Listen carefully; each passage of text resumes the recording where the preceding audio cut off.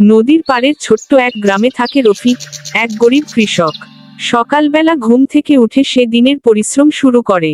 মা সেলিনা, রফিক, আজ ধান কাটতে যাচ্ছ? রফিক: হ্যাঁ সেলিনা, আজ ফসল পেকে গেছে। শুধু দোয়া করো যেন ভালো দাম পাই।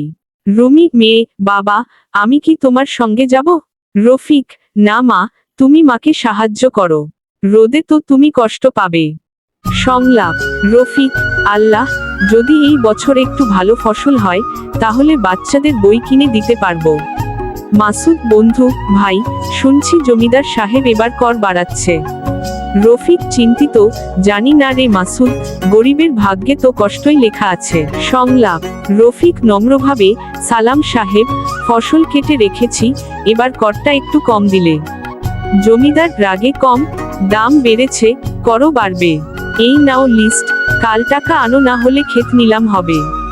রফিক চোখে পানি: সাহেব, বাচ্চাদের মুখের দিকে তাকাও।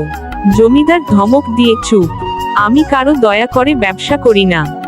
সংলাপ: মা, এখন কি করব রফিক? ঘরে তো কোনো টাকা নেই। রফিক চুপ করে বসে: আল্লাহ, তুমি পথ দেখাও। রুমি নরম কণ্ঠে: বাবা, আমার স্কুলের টিফিনের টাকা আছে, তুমি নিয়ে নাও। রফিক চোখ ভিজে যায়: না মা, সেটা তোর নিজের জন্য। কামাল ছেলে: বাবা, আমি কাল বাজারে কাজ করব, কিছু না কিছু জুটবেই। পরের দিন সকালে। সংলাপ: কামাল এক দোকানে: চাচা, আমি তোমার দোকানে কাজ করব? চাচা: কি পারবি? কামাল: আমি সব করতে পারি, শুধু একটু খাবার আর কিছু টাকা দরকার।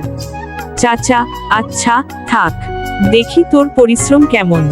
কাটটু কামাল কষ্ট করে কাজ করছে, ঘামছে, কিন্তু মুখে হাসি। বিকেলে ঘরে। কামাল কিছু টাকা হাতে নিয়ে দৌড়ে ঘরে আসে। সংলাপ: কামাল হাসতে হাসতে: বাবা, দেখো আমি টাকা এনেছি। মা: ওরে বাপরে, তুই তো সত্যিকারের বীর। রফিক চোখে পানি: আমার ছেলে আজ সংসার বাঁচালো।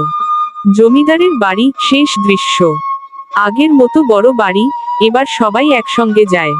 সংলাপ: রফিক সাহেব, আপনার করের টাকা এনেছি। জমিদার অবাক: এত তাড়াতাড়ি? রফিক: এটা আমার ছেলের পরিশ্রমের ফল। জমিদার নরম হয়ে: তোমার পরিবারকে আমি ভুল বুঝেছিলাম, এবার থেকে তোমার জমির কর অর্ধেক হবে। সঙ্গীত বাজে, মুখে হাসি, পরিবার একে অপরকে জড়িয়ে ধরে।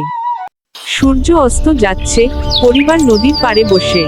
বর্ণনাকারী ভয়েস: টাকা নয়, ভালোবাসা আর পরিশ্রমী মানুষের সবচেয়ে বড় সম্পদ। গরিব ঘর হলেও মন যদি সোনার হয়, তাহলে জীবনও একদিন আলোকিত হয়ে ওঠে।